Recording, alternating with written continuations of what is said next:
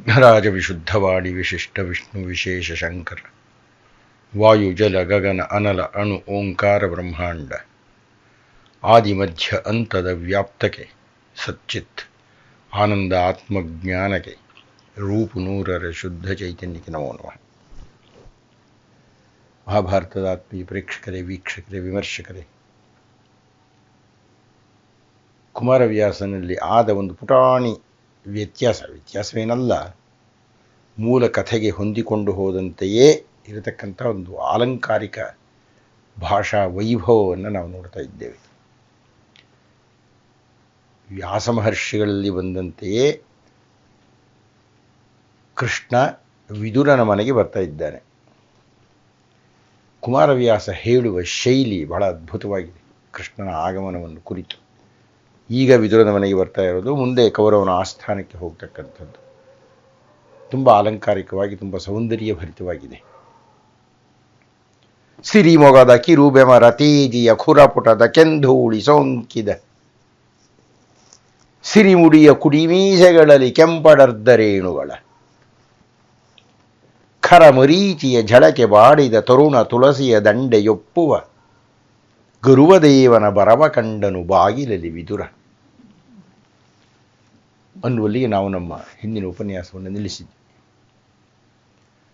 ಇಂದಿನ ಉಪನ್ಯಾಸವನ್ನು ಆರಂಭ ಮಾಡೋಣವೇ?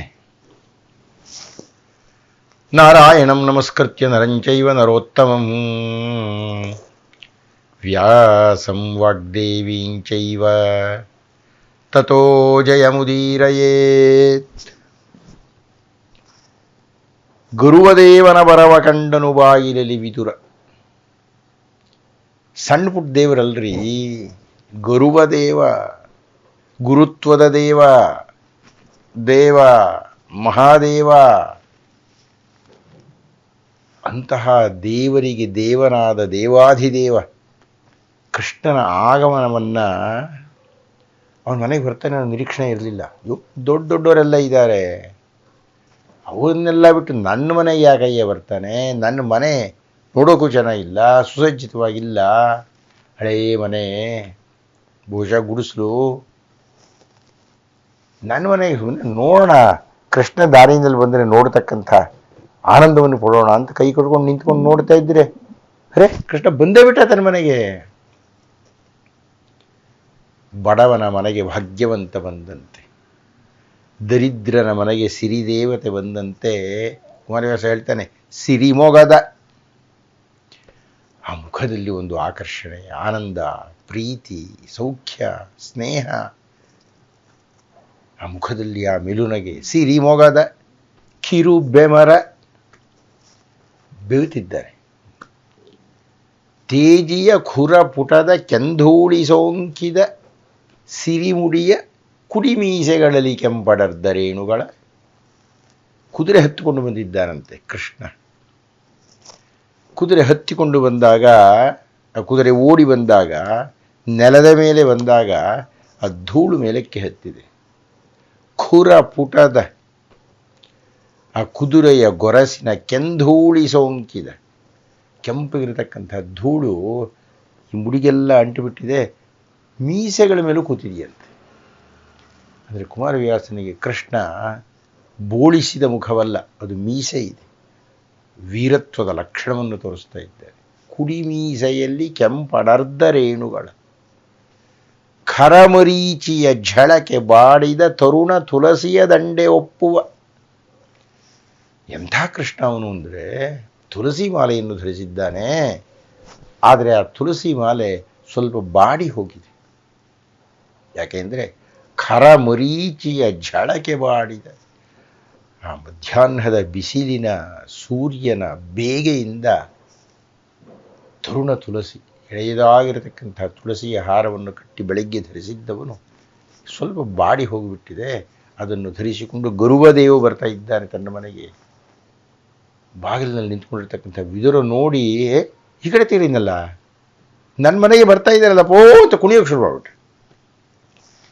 ಹೋಗಬೇಕು, ಸ್ವಾಗತಿಸಬೇಕು, ಅವನು ಪಾಲ್ತಾ ತೊಳಿಬೇಕು, ಇದೆಲ್ಲ ತಲೆದಿರ್ಬೋದು, ಏನು ಹೊಳಿತಾನೆ ಇಲ್ಲ ಅವನಿಗೆ. ಓ ಅಂತ ಕುಣಿಯೋಕ್ಕೆ ಶುರು ಮಾಡ್ಬಿಟ್ರೆ. ಕೃಷ್ಣ ನೋಡಿದ ಮನೆ ಮುಂದೆ ನಿಂತ್ಕೊಂಡ, ಇವನು ಕುಣಿತಾ ಇದ್ದಾನೆ. ಹಾಗೆ ಬರ್ತಾನೆ, ಹೀಗೆ ಓಡಾಡ್ತಾನೆ. ಮೈ ಮರೆತು ನರ್ತನ ಮಾಡುತ್ತಾ ಇರತಕ್ಕ ವಿದುರನನ್ನು ನೋಡಿ ಕೃಷ್ಣ ಹೇಳಿದೆ, ಅಯ್ಯ ಮರ್ಯಾದೆ ತೆಗಿತಾ ಇದೆಯಾ ನೀನು? ಯಾರ್ಯಾರೋ ಕರೆದ್ರು ಅವ್ರ ಮನೆಗೆ ಊಟಕ್ಕೆ ಬಾ ಊಟಕ್ಕೆ ಬಾ ಊಟಕ್ಕೆ ಬಾ ಅಂತ, ನೀನು ನೋಡಿದ್ರೆ ನಾನು ಬಂದರೆ ಬರೀ ನರ್ತನ ಮಾಡ್ತಾ ನಿಂತ್ಕೊಂಡ್ಬಿಟ್ಟಿದೀಯಾ, ಏನು ಊಟ ಕೊಡ್ತೀಯೋ ಇಲ್ಲ ನೀನು? ಆಗ ವಿದುರ ಇಹಲೋಕಕ್ಕೆ ಬಂದಂತೆ ಕೃಷ್ಣನ ಪಾದಕ್ಕೆ ಬಿದ್ದು ಆನಂದದ ಕಣ್ಣೀರಿನಿಂದ ಆತನ ಪಾದವನ್ನೆಲ್ಲ ತುಳಿದು, ಬೇರೆ ನೀರು ತಗೊಳ್ಳೇ ಇಲ್ಲ, ಅವನು ಅಳ್ತಾ ಇದ್ದಾನೆ ಸುಮ್ಮನೆ. ಅಂತೂ ನನ್ನ ಮನೆಗೆ ಬಂದೇ ಬಿಟ್ನಲ್ಲ. ದೇವತೆಗಳು ಕಾದರೂ ಸಿಗದ ದೈವ, ಉಪನಿಷತ್ತುಗಳು ಹುಡುಕಿ ಸುಸ್ತಾಗಿರತಕ್ಕಂಥ ದೈವ, ತಪಸ್ವಿಗಳು ತಪಸ್ಸನ್ನು ಮಾಡಿ ಮಾಡಿ ಮಾಡಿ ಮಾಡಿ ಆ ಕಡೆ ಹೋಗದ ದೈವ, ನನ್ನಂಥ ದುರ್ಬಲನ ಮನೆಗೆ ಬಂದ್ಬಿಟ್ನಲ್ಲಪ್ಪ ಅಂತ ಹೇಳಿ ಮೈ ಮರೆತ ವಿದುರ ಕಾಲು ಹಿಡ್ಕೊಂಡು ಹೊರಳಾಡ್ಬಿಟ್ಟಿದ್ದಾರೆ. ಕೃಷ್ಣ ಮೆಲ್ಲಿಗೆ ಅವನನ್ನು ಎತ್ತಿದ, ಅಪ್ಪಿದ, ಒಳಕ್ಕೆ ಹೋಗೋಣ. ಒಳಗೆ ಕರ್ಕೊಂಡು ಹೋಗಿ ಕೃಷ್ಣನನ್ನು ಮಂಚದ ಮೇಲೆ ಕುಡಿಸಿದ್ದಾನೆ. ಬಹುಶಃ ಉಪಕರಣಗಳಿಲ್ಲ ಅಂತ ಕಾಣುತ್ತೆ, ಪೀಠೋಪಕರಣಗಳು ಯಾವುದೂ ವಿದುರ ಹೊಂದಿಲ್ಲ ಅಂತ ಕಾಣುತ್ತೆ. ಬಹುಶಃ ಅವನನ್ನು ದುರ್ಯೋಧನ ಅತ್ಯಂತ ಅಲಕ್ಷ್ಯ ಮಾಡಿದ್ದಾನೆ. ಯಾಕೆಂದರೆ ಎಂದೂ ವಿದುರ ದುರ್ಯೋಧನನ ಪರವಾಗಿ ಮಾತಾಡಿಲ್ಲ. ಇಲ್ಲಿಯ ತನಕ ಪಾಂಡವರ ವಿಷಯದಲ್ಲಿ ನಡೆದ ಘರ್ಷಣೆಗಳ ಸಂದರ್ಭದಲ್ಲೆಲ್ಲ ವಿದುರ ಪಾಂಡವರ ಪರವಾಗಿ ಮಾತನಾಡಿದ್ದಾನೆ. ಹೀಗಾಗಿ ದುರ್ಯೋಧನ ಏನೋ ಅವನಿಗೆ ಅನುಕೂಲವನ್ನು ಮಾಡಿಕೊಟ್ಟಿರಲಿಲ್ಲ. ಹೆಸರಿಗೆ ಮಂತ್ರಿಯಾಗಿದ್ದರೂ, ತನಗೆ ಚಿಕ್ಕಪ್ಪನಾಗಿದ್ದರೂ, ರಾಜಸ್ಥಾನದಲ್ಲಿ ಬೇರೆಯವರ ಹತ್ತಿರ ಆತನ ಮಾತು ನಡೀತಿತ್ತೇನೋ, ಆದರೆ ದುರ್ಯೋಧನ ವಿದುರನ ವಿಷಯದಲ್ಲಿ ತುಂಬ ವಿರುದ್ಧವಾಗಿದ್ದ. ಆದರೂ ಎಷ್ಟೇ ಆಗಲಿ ಮಗ, ತನ್ನ ಅಣ್ಣನ ಮಗ ಅನ್ನತಕ್ಕಂಥ ಪ್ರೀತಿ ವಿದುರನಿಗೆ ಇದ್ದರೂ ಅದೇನು ಪ್ರಯೋಜನಕ್ಕೆ ಬಂದಿರಲಿಲ್ಲ. ಹಸಿವಾಗ್ತಾ ಇದೆಯಪ್ಪ ವಿದುರ ಅಂದ ಕೃಷ್ಣ. ಓ ಏನು ಕೊಡಲಿಯ, ಅಲ್ಲಿ ಹೋದ ಇಲ್ಲಿ ಹೋದ, ಒಂದು ಲೋಟ ಹಾಲು ತಂದು ಕೊಟ್ಟನಂತೆ. ಪಾಪ ಸಿದ್ಧ ಆಗಿರಲಿಲ್ಲ, ಕೃಷ್ಣ ಬರೋದು ಕಲ್ಪನೆಯೇ ಇರಲಿಲ್ಲ ವಿದುರನಿಗೆ. ಪಾಲ್ಗಳೊಳಗೆ ಮಲಗುವ ಕೃಷ್ಣ ಒಕ್ಕುಡಿತೆ ಹಾಲಲ್ಲಿ ಹಸಿವನು ಉಕ್ಕಿದನು. ಆ ರಾತ್ರಿ ಕುಮಾರವ್ಯಾಸ ತುಂಬ ಸುಂದರವಾಗಿ ಹೇಳ್ತಾನೆ, ಪಾಲ್ಗಡಲೊಳಗೆ ಮಲಗುವ ಕೃಷ್ಣ, ಇಡೀ ಹಾಲಿನ ಸಮುದ್ರವೇ ಒಂದು, ಹಾಲಿನ ಸಮುದ್ರದಲ್ಲಿಯೇ ಆದಿಶೇಷನ ಮೇಲೆ ಮಲಗತಕ್ಕಂಥ ಕೃಷ್ಣ ಒಕ್ಕುಡಿತೆ ಹಾಲಲ್ಲಿ ಹಸಿವನು ಉಕ್ಕಿದನು. ಹಸಿವು ಅಂತ ಹೇಳ್ತಾ ಇದ್ದಾನೆ, ಕೊಟ್ಟಿದ್ದೊಂದೇ ಒಂದು ಲೋಟ.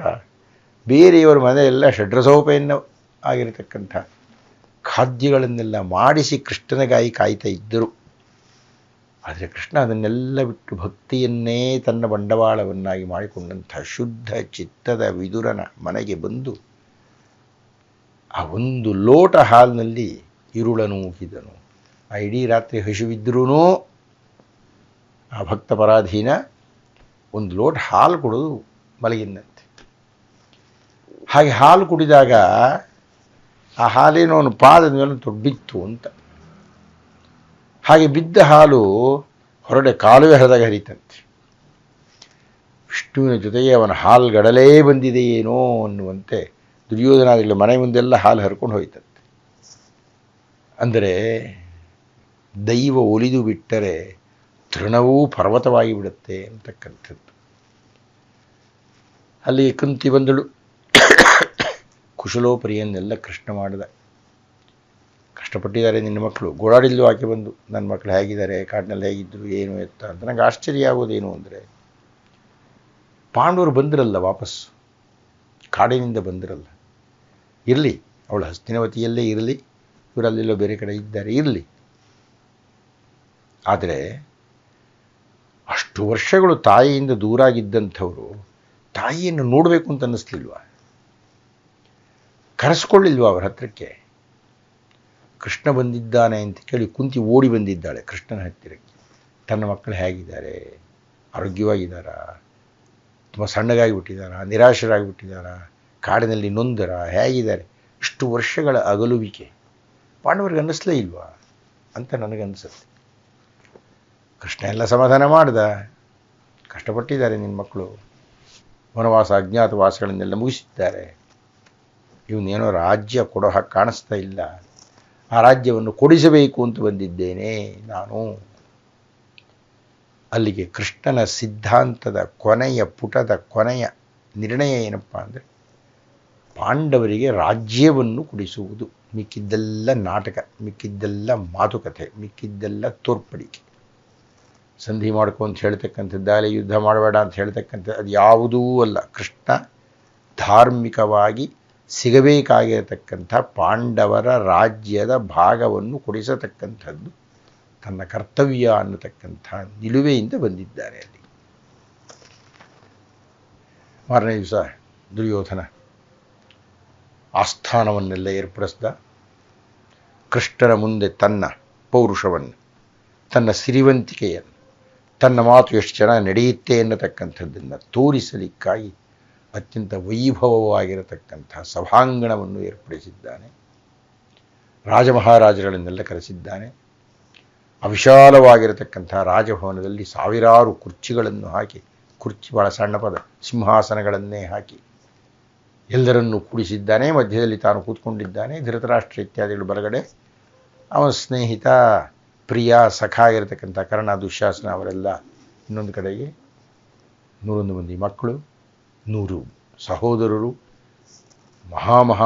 ಧೀರರಾಗಿರತಕ್ಕಂಥವರ ಪಡೆ, ಎಲ್ಲ ಸಮಾಜದ ಎಲ್ಲ ಅಂಗಗಳ ಎಲ್ಲ ಪ್ರಧಾನರು ಆ ಸಭೆಯಲ್ಲಿ ಸೇರಿದ್ದಾರೆ.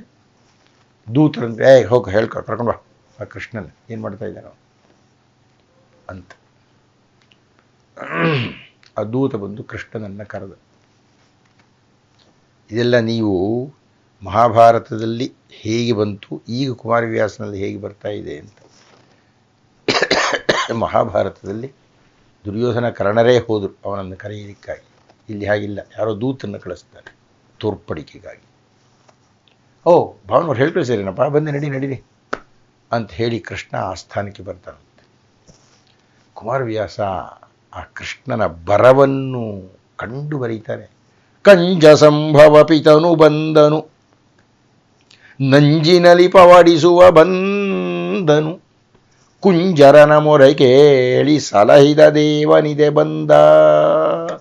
ವೀಕ್ಷಕರೇ ಕ್ಷಮಿಸಿ, ನನಗೆ ಕೆಮ್ಮು ಬಂದುಬಿಟ್ಟಿದೆ. ಗಂಟಲು ಸ್ವಲ್ಪ ಹೂತು ಹೋದ ಹಾಗೆ ಆಗಿದೆ. ಅದರಿಂದ ಧ್ವನಿ ಸರಿಯಾಗಿ ಬರ್ತಿಲ್ಲ ಅಂತ ಕಾಣುತ್ತೆ. ಕಂಜ ಸಂಭವ ಪಿತನು ಬಂದನು, ನಂಜಿನಲಿ ಪವಡಿಸುವ ಬಂದನು, ಕುಂಜರನ ಮೊರೆ ಕೇಳಿ ಸಲಹಿದ ದೇವನಿದೆ ಬಂದ. ಅಂಜನಾಸುತನೊಡೆಯ ಬಂದನು, ನಂಬಿದ ಸುರನಿಗ ಭಯವಿತ್ತವ ಭಂಜನೆಯ ಬಲು ದೈವ ಬಂದನು, ವೀರನಾರಾಯಣ ಬಂದನರ ಮನೆಗೆ.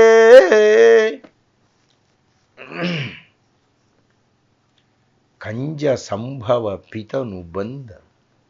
ಕಂಜ ಅಂದರೆ ಕಮಲದಲ್ಲಿ ಜನಿಸಿದವನು ಅಂತ. ಕಂಜ ಸಂಭವ, ಕಮಲದಲ್ಲಿ ಸಂಭವಿಸಿದವನು, ಕಮಲದಲ್ಲಿ ಹುಟ್ಟಿದವನು ಬ್ರಹ್ಮ. ಕಂಜ ಸಂಭವ ಪಿತನು ಬಂದನು, ಅಜನಪಿತ ಅಂದರೆ ವಿಷ್ಣುವೇ ಬಂದಿದ್ದಾನೆ. ನಂಜಿನಲಿ ಪವಡಿಸುವ ಬಂದನು, ವಿಷದಲ್ಲಿ ಮಲಗಿದ್ದಾನೆ ಅಂದರೆ ಆದಿಶೇಷನ ಮೇಲೆ ಮಲಗಿರತಕ್ಕಂಥ ವಿಷ್ಣು ಬಂದ. ಕುಂಜರನ ಮೊರೆ ಕೇಳಿ ಸಲಹಿದ ದೇವನಿದೆ ಬಂದ. ಮೊಸಳೆ ಆನೆಯ ಕಾಲನ್ನು ಹಿಡಿದಾಗ ಗೋಳಾಡಿದ ಆನೆಯ ಅರ್ಥನಾದವನ್ನು ಕೇಳಿ ಆ ಆನೆಯನ್ನು ರಕ್ಷಿಸಿದ ದೇವ ಬಂದಿದ್ದಾನೆ. ಕುಂಜರನ ಮೊರೆ ಕೇಳಿ ಸಲಹಿದ ದೇವನಿದೆ ಬಂದ. ಅಂಜಿದ ಸುರನಿಗ ಭಯವಿತ್ತವ ಭಂಜನೆಯ ಬಲು ದೈವ ಬಂದನು. ಅಂಜಿದ ಅಸುರ ಪ್ರಹ್ಲಾದ, ಆ ಪ್ರಹ್ಲಾದನಿಗೆ ಅಭಯವನ್ನು ಕೊಟ್ಟವನು. ಅದಕ್ಕೆ ಮುಂಚೆ ಅಂಜನಾಸುತನೊಡೆಯ ಬಂದನು. ಅಂಜನಾಸುತ ಆಂಜನೇಯ, ಆ ಆಂಜನೇಯನಿಗೆ ಅಭಯವನ್ನು ಕೊಟ್ಟಂತಹ ಶ್ರೀರಾಮನು ಬಂದಿದ್ದಾರೆ. ಅಂಜನಾಸುತನೊಡೆಯ ಬಂದನು, ನಂಬಿದ ಸುರನಿಗ ಭಯವಿತ್ತವ. ಪ್ರಹ್ಲಾದ ಮೇಲಿನಿಂದ ಬಿದ್ದಿದ್ದಾನೆ. ಅವರಪ್ಪ ಹಿರಣ್ಯಕಶಿಪು ಎತ್ತಿ ಒಗೆದಿದ್ದಾನೆ ಪರ್ವತದ ತುದಿಯಿಂದ. ಮೇಲಿನಿಂದ ಬೀಳ್ತಾ ಇರತಕ್ಕಂಥ ಇದರ ಕ್ಷಣದಲ್ಲಿ ಮೇಳದಿಂದ ಬೀಳ್ತಾ ಇರತಕ್ಕಂಥ ಪ್ರಹ್ಲಾದನನ್ನು ಕೈಕೊಟ್ಟು ಹಿಡಿದಂಥ ಕೃಷ್ಣ ಅಂಜಿದ ಸುರನಿಗೆ ಅಭಯ ಇತ್ತವ ಭಂಜನೆಯ ಬಲು ದೈವ ಬಂದನು. ರಾಕ್ಷಸರಂತೆ ಇರತಕ್ಕಂಥ ದಾನವರಾಗಿರತಕ್ಕಂಥ ಈ ದುರ್ಯೋಧನ ಇತ್ಯಾದಿಗಳನ್ನು ಮರ್ದನ ಮಾಡಲಿಕ್ಕಾಗಿ ಭಂಜನೆಯ ಬಲು ದೈವ ಬಂದನು. ನೃಪತಿ ಅರಮನೆಗೆ, ದುರ್ಯೋಧನನ ಅರಮನೆಗೆ ಕೃಷ್ಣ ಆಗಿ ಬಂದಿದ್ದಾನೆ. ದೇವ ಬಂದನು ತನ್ನ ನೆನೆವರ ಕಾವ ಬಂದನು. ಮುಂದಿನ ಪದ್ಯವನ್ನು ಮುಂದಿನ ಸಲ ನೋಡೋಣ ಅಂತ ಹೇಳ್ತಾ ಇದ್ದೀನಿ. ಉಪನ್ಯಾಸನ ಮುಗಿಸು. ನಮಸ್ಕಾರ. ವೇದ ಪಾರಾಯಣದ ಫಲ, ಗಂಗಾದಿ ತೀರ್ಥಸ್ನಾನ ಫಲ, ಕೃಚ್ಛ್ರಾದಿ ತಪಸ್ಸಿನ ಫಲವು, ಜ್ಯೋತಿಷ್ಠೋಮಯಾಗ ಫಲ, ಮೇದಿನಿಯನೋಲಿದಿತ್ತ ಫಲ, ವಸ್ತ್ರಾದಿ ಕನ್ಯಾದಾನ ಫಲಬಹುದೀ, ಭಾರತದೊಳಾದರಿಸಿ ಒಂದಕ್ಷರವ ಕೇಳ್ದರಿಗೆ.